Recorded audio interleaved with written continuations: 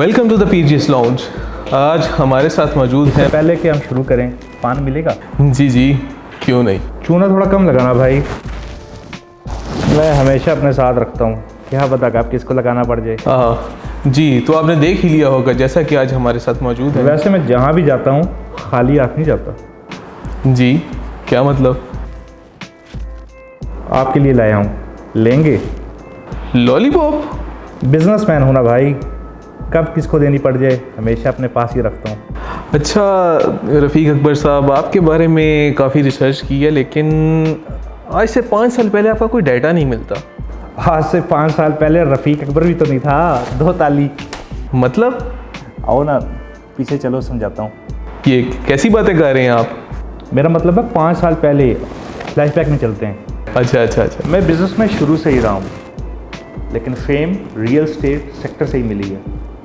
क्या आप जानते हैं मेरी इंस्पिरेशन कौन है? कौन? कबीर अकबर। लेकिन वो तो आपके भाई नहीं है। लेकिन वो तो मेरे ब्रदर फ्रॉम दी मदर।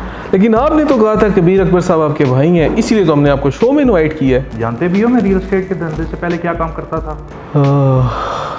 क्या करते थे आप? मैं तुम्हारी आंखों में यही ख्वाब देखना चाहता था। गैंगस्टर? नहीं, कोक का बिजनेस था मेरा। You know how dangerous it is.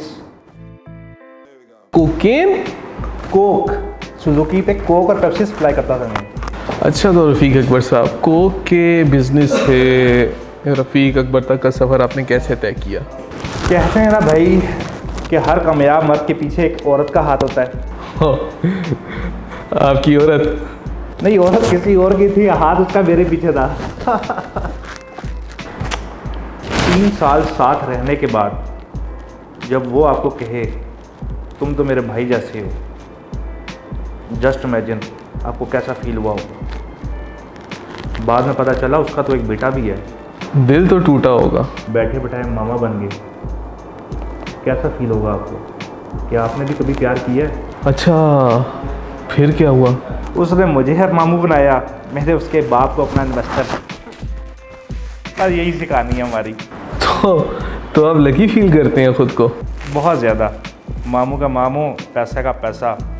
Property के हालात तो सबके सामने है, लेकिन आप फिर भी बड़े अच्छे मार्जिन्स निकाल रहे हैं आजकल। इसकी रीज़न क्या है? देखें, रियल एस्टेट का बिजनेस काफ़ी ज़्यादा बेनिफिशियल है, एंड यूज़र्स के लिए भी, रियल एस्टेट डेवलपर्स के लिए भी, रियल्टर्स के लिए भी और एंड यूज़र्स के लिए भी। आप परेशान हो गए होंगे कि मैंने इतनी बड़ी टर्म्स क्यों इस्तेमाल की हैं। उसकी वजह ये है कि रियल एस्टेट में हमेशा कलेक्टिवली जब सबका इंटरेस्ट एक प्रोजेक्ट के ऊपर आता है तभी वहाँ पर प्रॉफिट जनरेट होता है।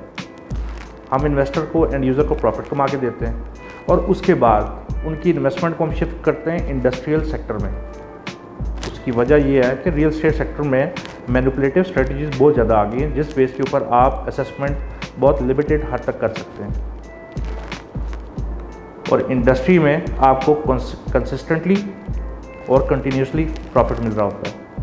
सस्टेनेबल ग्रोथ और सस्टेनेबल प्रॉफिट्स क्लाइंट को हमेशा हमारे साथ जोड़ के रखता है। तो फिर आप कौन से बिजनेस में ये सारा पैसा इन्वेस्ट करते हैं? Coke. You are so down to earth. आप अभी भी ड्रिंक सप्लाई का काम कर रहे हैं। आई सेड कोक, मैंने तो ड्रिंक्स की बात ही नहीं की। कोक? तो मुझे बहुत लाइटली ले रहे हो। इस सब से आप कितना कमा लेते हो? बस जी, गुजारा हो जाता है अल्हम्दुलिल्लाह। If you don't mind, I have an offer for you which you can't refuse. नहीं, ऐसी कोई बात नहीं है। चलो जैसे तुम बेहतर समझो। वैसे ऑफ़र क्या थी? Special designation in my company, double salary. Oh, thank you. सिर्फ 2 रूल्स हैं, 2। अगर वो फॉलो कर लो तो मैं फायर कर लूँगा। वो क्या? मैं जो बोलूँ वो करना पड़ेगा। और दूसरा रूल? मेरी आंखों में कभी ना देखना। ओह, अच्छा। मेरी आंखों में देखो ज़रा। ये तुम्हारा पहला ही इम्तिहान था और तुम इसमें फ़ेल हो गए हो। लेकिन आपने तो कहा था मेरी हर बात माननी पड़ेगी। वैसे तो बड़ा मुश्किल हो जाएगा तुम्हारे लिए। यहाँ मैं चलता हूँ, दे मुझे इजाज़त। ये तो मैंने बोलना था। I am the host now.